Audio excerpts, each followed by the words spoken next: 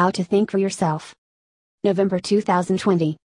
There are some kinds of work that you can't do well without thinking differently from your peers. To be a successful scientist, for example, it's not enough just to be correct. Your ideas have to be both correct and novel. You can't publish papers saying things other people already know. You need to say things no one else has realized yet. The same is true for investors. It's not enough for a public market investor to predict correctly how a company will do. If a lot of other people make the same prediction, the stock price will already reflect it, and there's no room to make money. The only valuable insights are the ones most other investors don't share. You see this pattern with startup founders too. You don't want to start a startup to do something that everyone agrees is a good idea, or there will already be other companies doing it. You have to do something that sounds to most other people like a bad idea, but that you know isn't, like writing software for a tiny computer used by a few thousand hobbyists, or starting a site to let people rent airbeds on strangers' floors. Ditto for essayists. An essay that told people things they already knew would be boring. You have to tell them something new. But this pattern isn't universal.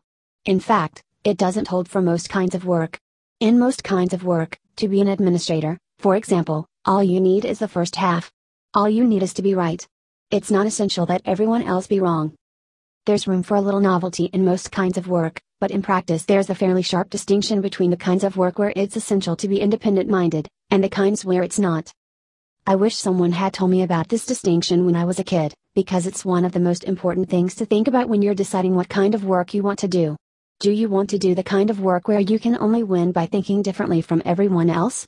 I suspect most people's unconscious mind will answer the question before their conscious mind has a chance to. I know mine does. Independent-mindedness seems to be more matter of nature than nurture. Which means if you pick the wrong type of work, you're going to be unhappy. If you're naturally independent-minded, you're going to find it frustrating to be a middle manager. And if you're naturally conventional-minded, you're going to be sailing into a headwind if you try to do original research. One difficulty here, though, is that people are often mistaken about where they fall on the spectrum from conventional to independent-minded. Conventional-minded people don't like to think of themselves as conventional-minded. And in any case, it genuinely feels to them as if they make up their own minds about everything. It's just a coincidence that their beliefs are identical to their peers. And the independent-minded, meanwhile, are often unaware how different their ideas are from conventional ones, at least till they state them publicly. 1. By the time they reach adulthood, most people know roughly how smart they are, in the narrow sense of ability to solve preset problems, because they're constantly being tested and ranked according to it. But schools generally ignore independent-mindedness, except to the extent they try to suppress it. So we don't get anything like the same kind of feedback about how independent-minded we are. There may even be a phenomenon like Dunning-Kruger at work, where the most conventional-minded people are confident that they're independent-minded, while the genuinely independent-minded worry they might not be independent-minded enough. Can you make yourself more independent-minded? I think so. This quality may be largely inborn, but there seem to be ways to magnify it, or at least not to suppress it. One of the most effective techniques is one practiced unintentionally by most nerds, simply to be less aware what conventional beliefs are. It's hard to be a conformist if you don't know what you're supposed to conform to. Though again, it may be that such people already are independent-minded. A conventional-minded person would probably feel anxious not knowing what other people thought, and make more effort to find out. It matters a lot who you surround yourself with. If you're surrounded by conventional-minded people, it will constrain which ideas you can express, and that in turn will constrain which ideas you have. But if you surround yourself with independent-minded people, you will have the opposite experience. Hearing other people say surprising things will encourage you to, and to think of more. Because the independent-minded find it uncomfortable to be surrounded by conventional-minded people, they tend to self-segregate once they have a chance to. The problem with high school is that they haven't yet had a chance to. Plus high school tends to be an inward-looking little world whose inhabitants lack confidence, both of which magnify the forces of conformism. And so high school is often a bad time for the independent-minded. But there is some advantage even here, it teaches you what to avoid. If you later find yourself in a situation that makes you think this is like high school, you know you should get out. 2. Another place where the independent and conventional-minded are thrown together is in successful startups. The founders and early employees are almost always independent-minded, otherwise the startup wouldn't be successful. But conventional-minded people greatly outnumber independent-minded ones, so as the company grows, the original spirit of independent-mindedness is inevitably diluted. This causes all kinds of problems besides the obvious one that the company starts to suck. One of the strangest is that the founders find themselves able to speak more freely with founders of other companies than with their own employees. 3. Fortunately, you don't have to spend all your time with independent-minded people. It's enough to have one or two you can talk to regularly. And once you find them, they're usually as eager to talk as you are. They need you too. Although universities no longer have the kind of monopoly they used to have on education, good universities are still an excellent way to meet independent-minded people. Most students will still be conventional-minded, but you'll at least find clumps of independent-minded ones, rather than the near zero you may have found in high school. It also works to go in the other direction, as well as cultivating a small collection of independent-minded friends, to try to meet as many different types of people as you can. It will decrease the influence of your immediate peers if you have several other groups of peers. Plus, if you're part of several different worlds, you can often import ideas from one to another. But by different types of people, I don't mean demographically different. For this technique to work, they have to think differently. So while it's an excellent idea to go and visit other countries, you can probably find people who think differently right around the corner. When I meet someone who knows a lot about something unusual, which includes practically everyone, if you dig deep enough, I try to learn what they know that other people don't. There are almost always surprises here. It's a good way to make conversation when you meet strangers, but I don't do it to make conversation. I really want to know. You can expand the source of influences in time as well as space, by reading history. When I read history, I do it not just to learn what happened, but to try to get inside the heads of people who lived in the past. How did things look to them? This is hard to do, but worth the effort for the same reason it's worth traveling far to triangulate a point. You can also take more explicit measures to prevent yourself from automatically adopting conventional opinions. The most general is to cultivate an attitude of skepticism. When you hear someone say something, stop and ask yourself, is that true? Don't say it out loud. I'm not suggesting that you impose on everyone who talks to you the burden of proving what they say, but rather that you take upon yourself the burden of evaluating what they say. Treat it as a puzzle. You know that some accepted ideas will later turn out to be wrong. See if you can guess which. The end goal is not to find flaws in the things you're told, but to find the new ideas that had been concealed by the broken ones. So this game should be an exciting quest for novelty, not a boring protocol for intellectual hygiene. And you'll be surprised, when you start asking, is this true? How often the answer is not an immediate yes. If you have any imagination, you're more likely to have too many leads to follow than too few. More generally, your goal should be not to let anything into your head unexamined, and things don't always enter your head in the form of statements. Some of the most powerful influences are implicit. How do you even notice these? By standing back and watching how other people get their ideas. When you stand back at a sufficient distance, you can see ideas spreading through groups of people like waves. The most obvious are in fashion. You notice a few people wearing a certain kind of shirt, and then more and more, until half the people around you are wearing the same shirt. You may not care much what you wear, but there are intellectual fashions too, and you definitely don't want to participate in those. Not just because you want sovereignty over your own thoughts, but because unfashionable ideas are disproportionately likely to lead somewhere interesting. The best place to find undiscovered ideas is where no one else is looking. 4. To go beyond this general advice, we need to look at the internal structure of independent-mindedness, at the individual muscles we need to exercise, as it were. It seems to me that it has three components: fastidiousness about truth, resistance to being told what to think, and curiosity. Fastidiousness about truth means more than just not believing things that are false. It means being careful about degree of belief. For most people, degree of belief rushes unexamined toward the extremes, the unlikely becomes impossible, and the probable becomes certain. 5. To the independent-minded, this seems unpardonably sloppy. They're willing to have anything in their heads, from highly speculative hypotheses to apparent tautologies, but on subjects they care about, everything has to be labeled with a carefully considered degree of belief. 6. The independent-minded thus have a horror of ideologies, which require one to accept a whole collection of beliefs at once, and to treat them as articles of faith. To an independent-minded person that would seem revolting, just as it would seem to someone fastidious about food to take a bite of a submarine sandwich filled with a large variety of ingredients of indeterminate age and provenance. Without this fastidiousness about truth, you can't be truly independent-minded. It's not enough just to have resistance to being told what to think. Those kind of people reject conventional ideas only to replace them with the most random conspiracy theories. And since these conspiracy theories have often been manufactured to capture them, they end up being less independent-minded than ordinary people, because they're subject to a much more exacting master than mere convention. 7. Can you increase your fastidiousness about truth? I would think so. In my experience, merely thinking about something you're fastidious about causes that fastidiousness to grow. If so, this is one of those rare virtues we can have more of merely by wanting it. And if it's like other forms of fastidiousness, it should also be possible to encourage in children. I certainly got a strong dose of it from my father. 8. The second component of independent-mindedness, resistance to being told what to think, is the most visible of the three. But even this is often misunderstood. The big mistake people make about it is to think of it as a merely negative quality.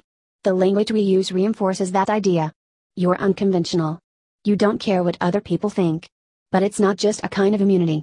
In the most independent-minded people, the desire not to be told what to think is a positive force. It's not mere skepticism, but an active delight in ideas that subvert the conventional wisdom. The more counterintuitive the better. Some of the most novel ideas seemed at the time almost like practical jokes. Think how often your reaction to a novel idea is to laugh. I don't think it's because novel ideas are funny per se, but because novelty and humor share a certain kind of surprisingness. But while not identical, the two are close enough that there is a definite correlation between having a sense of humor and being independent-minded, just as there is between being humorless and being conventional-minded. 9. I don't think we can significantly increase our resistance to being told what to think. It seems the most innate of the three components of independent-mindedness. People who have this quality as adults usually showed all too visible signs of it as children. But if we can't increase our resistance to being told what to think, we can at least shore it up, by surrounding ourselves with other independent-minded people. The third component of independent-mindedness, curiosity, may be the most interesting. To the extent that we can give a brief answer to the question of where novel ideas come from, it's curiosity. That's what people are usually feeling before having them. In my experience, independent-mindedness and curiosity predict one another perfectly. Everyone I know who's independent-minded is deeply curious, and everyone I know who's conventional-minded isn't. Except, curiously, children. All small children are curious. Perhaps the reason is that even the conventional-minded have to be curious in the beginning, in order to learn what the conventions are. Whereas the independent-minded are the gluttons of curiosity, who keep eating even after they're full. 10. The three components of independent-mindedness work in concert. Fastidiousness about truth and resistance to being told what to think leave space in your brain, and curiosity finds new ideas to fill it. Interestingly, the three components can substitute for one another in much the same way muscles can. If you're sufficiently fastidious about truth, you don't need to be as resistant to being told what to think, because fastidiousness alone will create sufficient gaps in your knowledge. And either one can compensate for curiosity, because if you create enough space in your brain, your discomfort at the resulting vacuum will add force to your curiosity. Or curiosity can compensate for them. If you're sufficiently curious, you don't need to clear space in your brain, because the new ideas you discover will push out the conventional ones you acquired by default. Because the components of independent-mindedness are so interchangeable, you can have them to varying degrees and still get the same result. So there is not just a single model of independent-mindedness. Some independent-minded people are openly subversive, and others are quietly curious. They all know the secret handshake though. Is there a way to cultivate curiosity? To start with, you want to avoid situations that suppress it. How much does the work you're currently doing engage your curiosity? If the answer is not much, maybe you should change something. The most important active step you can take to cultivate your curiosity is probably to seek out the topics that engage it. Few adults are equally curious about everything, and it doesn't seem as if you can choose which topics interest you. So it's up to you to find them. Or invent them, if necessary. Another way to increase your curiosity is to indulge it, by investigating things you're interested in. Curiosity is unlike most other appetites in this respect. Indulging it tends to increase rather than to sate it. Questions lead to more questions. Curiosity seems to be more individual than fastidiousness about truth or resistance to being told what to think. To the degree people have the latter two, they're usually pretty general, whereas different people can be curious about very different things. So perhaps curiosity is the compass here. Perhaps, if your goal is to discover novel ideas, your motto should not be do what you love so much as do what you're curious about. Notes. 1. One convenient consequence of the fact that no one identifies as conventional-minded is that you can say what you like about conventional-minded people without getting in too much trouble. When I wrote the 4 quadrants of conformism, I expected a firestorm of rage from the aggressively conventional-minded, but in fact it was quite muted. They sensed that there was something about the essay that they disliked intensely, but they had a hard time finding a specific passage to pin it on. 2. When I ask myself what in my life is like high school, the answer is Twitter. It's not just full of conventional-minded people, as anything its size will inevitably be, but subject to violent storms of conventional mindedness that remind me of descriptions of Jupiter. But while it probably isn't at loss to spend time there, it has at least made me think more about the distinction between independent and conventional mindedness, which I probably wouldn't have done otherwise. 3. The decrease in independent-mindedness in growing startups is still an open problem, but there may be solutions. Founders can delay the problem by making a conscious effort only to hire independent-minded people, which of course also has the ancillary benefit that they have better ideas. Another possible solution is to create policies that somehow disrupt the force of conformism, much as control rod's slow chain reactions, so that the conventional-minded aren't as dangerous. The physical separation of Lockheed's skunk works may have had this as a side benefit.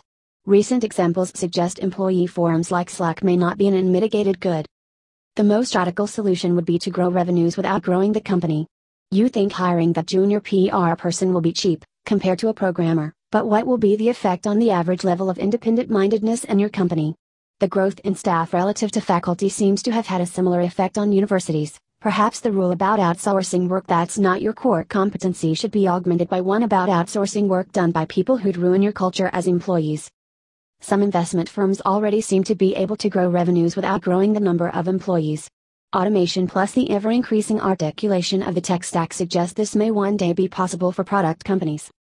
4. There are intellectual fashions in every field, but their influence varies. One of the reasons politics, for example, tends to be boring is that it's so extremely subject to them.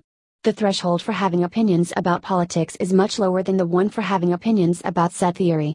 So while there are some ideas in politics, in practice they tend to be swamped by waves of intellectual fashion.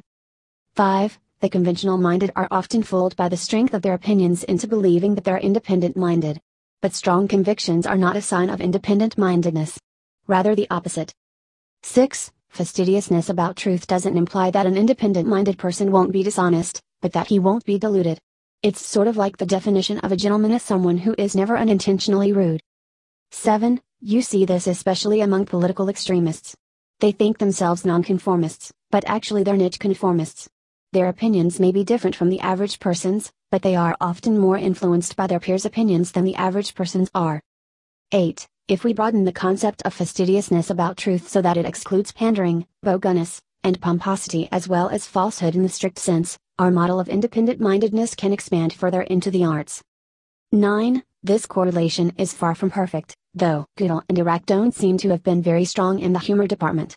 But someone who is both neurotypical and humorless is very likely to be conventional-minded. 10. Exception, gossip. Almost everyone is curious about gossip. Thanks to Trevor Blackwell, Paul Buchheit, Patrick Collison, Jessica Livingston, Robert Morris, Harj Taggar, and Peter Thiel for reading drafts of this.